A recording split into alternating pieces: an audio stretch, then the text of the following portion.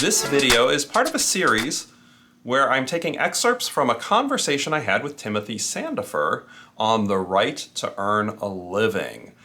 You can check out the previous videos by going into the description.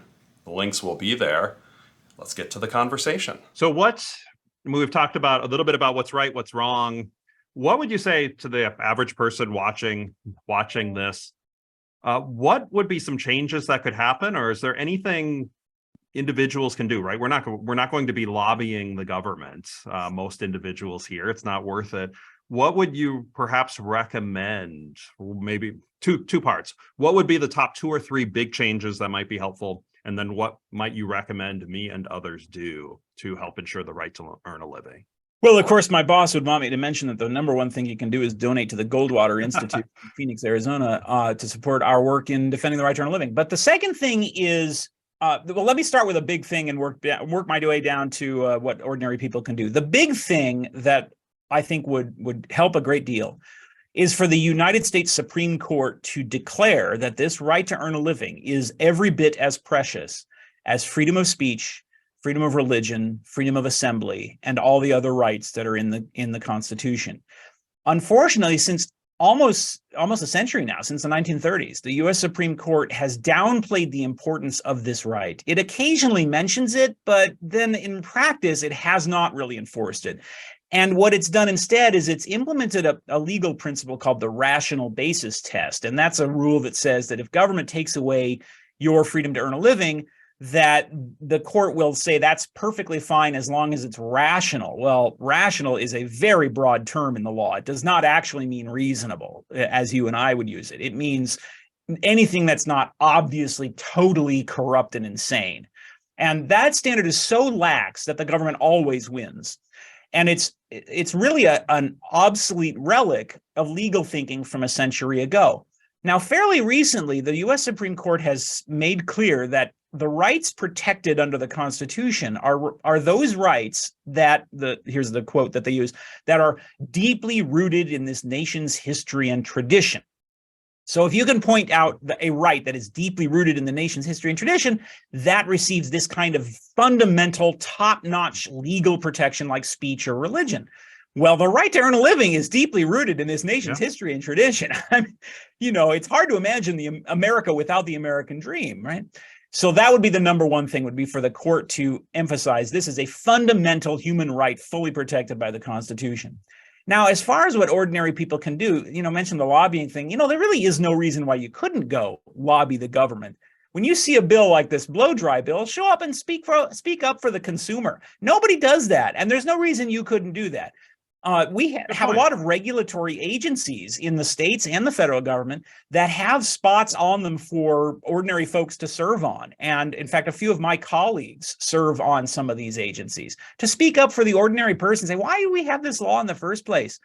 For one thing, it's just so much joy to look at the outrage on the face of some bureaucrat when you ask that question.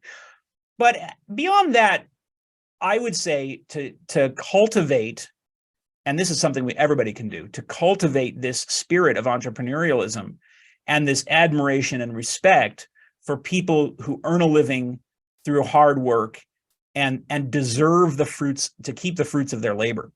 Unfortunately, this idea is under attack. It has been under attack for a long time by people who, under various guises, condemn entrepreneurialism and hardworking, not just entrepreneurs, but capitalists, investors. People who run businesses are very often treated like the bad guy, and it's become kind of a cultural institution to be envious toward these people, or to say, oh, why does that person deserve that much money, or that person is privileged, or whatever the slogan is. And that acts like a cultural acid that corrodes the spirit of entrepreneurialism that is so important in our society. So, and I mentioned that movie Air. Look at how few movies there are in which Hollywood celebrates the wealth creators and the entrepreneurs and the business owners and the investors who make our standard of living possible. There are some great ones out there, but they're pretty few and far between. Our culture really needs a shot in the arm as far as the admiration and respect for wealth creating, hardworking innovators and the investors who help them.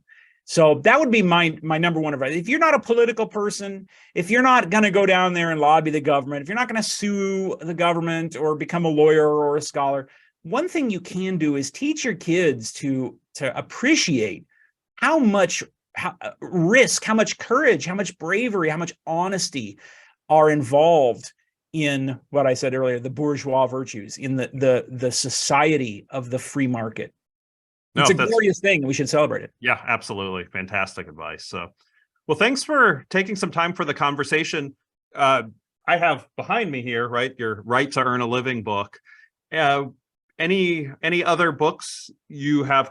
I don't know if you have a new book project coming out or anything you'd like to promote, other than you mentioned that anybody who does want to support the cause could indeed provide a contribution to the Goldwater. Well, actually, this kind of goes with your last question. My latest book, which came out last fall, is called Freedom's Furies, and it's a book about three writers, Isabel Patterson, Rose Wilder Lane, and Ayn Rand, who in the 1930s and 40s tried to defend this spirit of entrepreneurialism in their novels.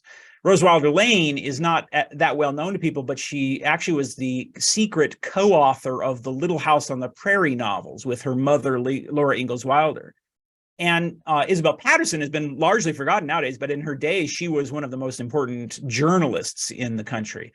And of course, Ayn Rand is still very famous for her novel, The Fountainhead and Atlas Shrugged. And they were all friends. They knew each other. And in the 1930s and 40s, they tried to do what I just said about reinforcing this spirit of admiration for the people who create the wealth that a lot of other people try to redistribute.